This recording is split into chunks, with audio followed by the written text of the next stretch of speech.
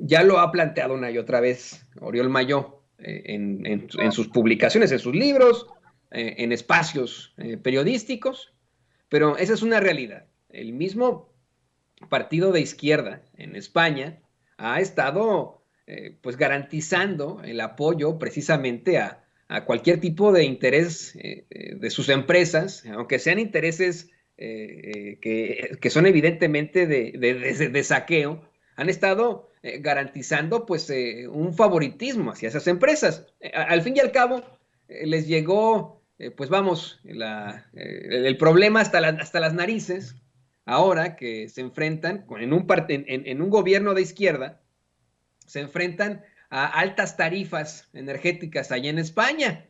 Pero tú no estás hablando de Vox como partido de la ultraderecha. Tenemos por supuesto, al PP, ¿no? Que es partido solamente de una derecha disque moderada, pero el PSOE está en todo caso pues apoyando a estos empresarios. Y ahí está, por ejemplo, el canciller español yendo a México, pretendiendo ir a regañar a medio mundo, a Marcelo Ebrard, al mismo presidente López Obrador por la reforma eléctrica, ¿no? Hoy el presidente López Obrador comenta que se va a resolver esta situación con la reforma, que va a ayudar mucho a que se evite que existan los absurdos y las injusticias que se permitieron para favorecer a empresas extranjeras como la española Iberdrola, pero ¿qué pasa con el público español?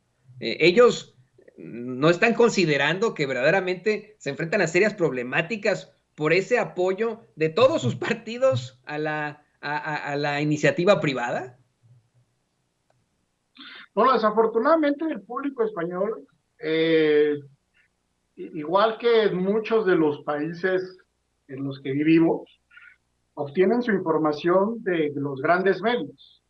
Es decir, la televisión pública española, que es bastante grande, Antena 3, incluso algunas televisoras que se dicen progresistas, muy cercanas al PSOE, como La Sexta, están muy alineadas a los intereses económicos de estas empresas, digamos, que dentro del PSOE, además, el propio presidente Pedro Sánchez tiene pues graves problemas para sostenerse dentro de su partido, ya no digamos el gobierno que se antoja que pronto pueda hasta romperse la coalición con Unidas Podemos y los demás grupos de la izquierda dentro del gobierno.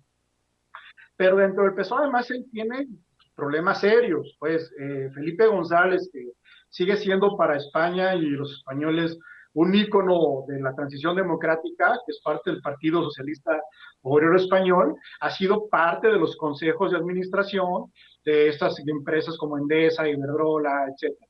Y es de los promotores dentro de este partido que está muy bien conectado con el poder económico y que dominan pues, la narrativa oficial, la narrativa hegemónica en los medios de comunicación. Eh, Tanto así que les ha dado por ceder un espacio importante. Esto es grave, es decir, no, pareciera que estamos hablando de cualquier cosa, pero es gravísimo que los medios hegemónicos, que las grandes cadenas de televisión españolas le estén dando a una horda de tertulianos de ultraderecha espacios en prime time, un día sí y el otro también. Entonces, la opinión del público español, digamos que igual los pueblos, la unión de los pueblos es muy fraterna, eh, México reconoce y siempre lo ha hecho los aportes después de los republicanos españoles, después de que Franco pues, prácticamente los hubiera expulsado, el general Cárdenas los recibió con mucho agrado en nuestro país y han aportado muchísimo. Ya hay parte del movimiento que encabeza el presidente López Obrador, que nutre mucho de su corpus ideológico, de personajes que vienen de ahí, como son Paco Ignacio Taibo, por ejemplo, y gente que viene del Colegio de México. Pero bueno, Eso ocurrió en algún momento. En ese momento, lo que el presidente López Obrador, cuando habla de hacer una pausa en las relaciones, a ver, detengámonos un segundo a replantear con quién estamos hablando, porque una cosa es hablar con, digamos, el gobierno de España en términos normales, en términos, eh, como te decía, nuestra relación comercial, nuestros lazos culturales, sociales y políticos.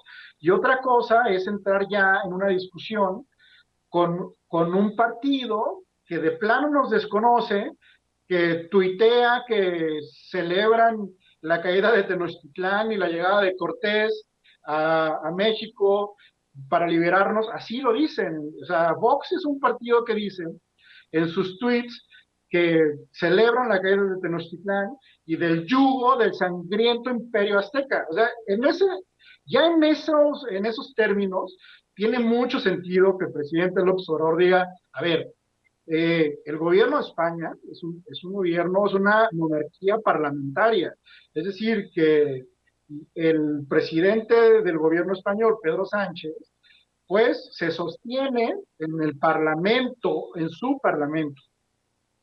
Y si las voces del Parlamento español son tan vociferantes contra el gobierno de la Cuarta Transformación, bueno, ahí hay que hacer una pausa, hay que replantear y tal vez en canales que sean eh, pues mucho más fructíferos y efectivos y no tanto en la discusión de la arena de redes sociales, pues tiene sentido decir, a ver, vamos respetando, vamos viendo cómo funciona, eh, digamos, este intercambio de parte importante de su gobierno, porque es una democracia parlamentaria la que tiene España y la ultraderecha está metida ahí hasta, digamos, un porcentaje muy importante.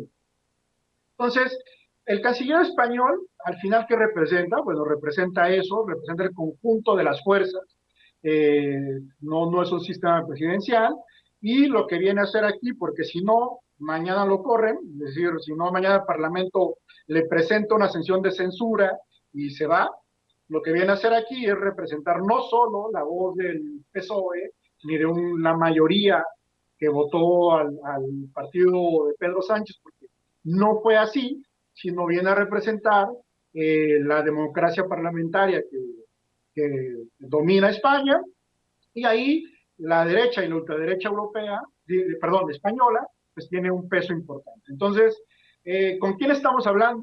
¿Quién está dictando la política exterior española? Porque si tú te das cuenta, además es rarísimo que dentro del mismo gobierno, o sea, la coalición gobernante, donde está Izquierda Unida, Unidas Podemos, y algunos otros partidos muchos más regionales, ellos mismos están diciendo, ¿por qué no estamos peleando con un país hermano que nos recibió ante la andanada del franquismo por defender a unas empresas que están subiendo el precio de la electricidad al pueblo español como, como se les antoje?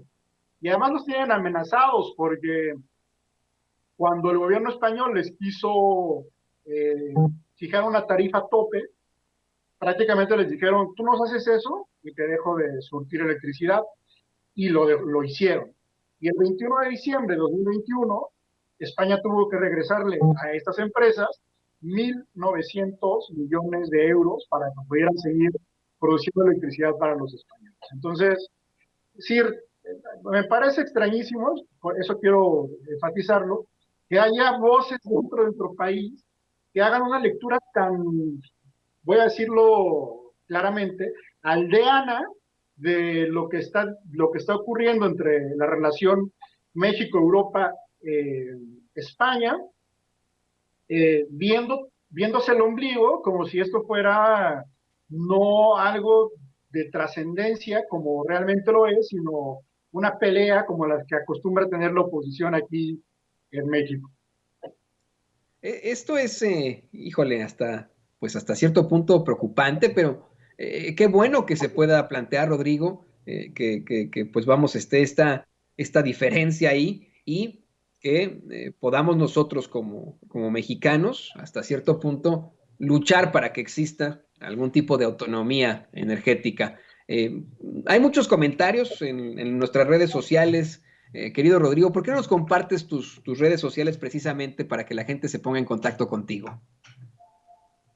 Claro, bueno, en Twitter, que es la red que más uso, estoy como RO Benedict. eh, Ahí, como aparece en tu pantalla, y en Facebook y en Instagram estoy como Rodrigo Benedict. Y ahí podemos seguir la conversación con mucho gusto.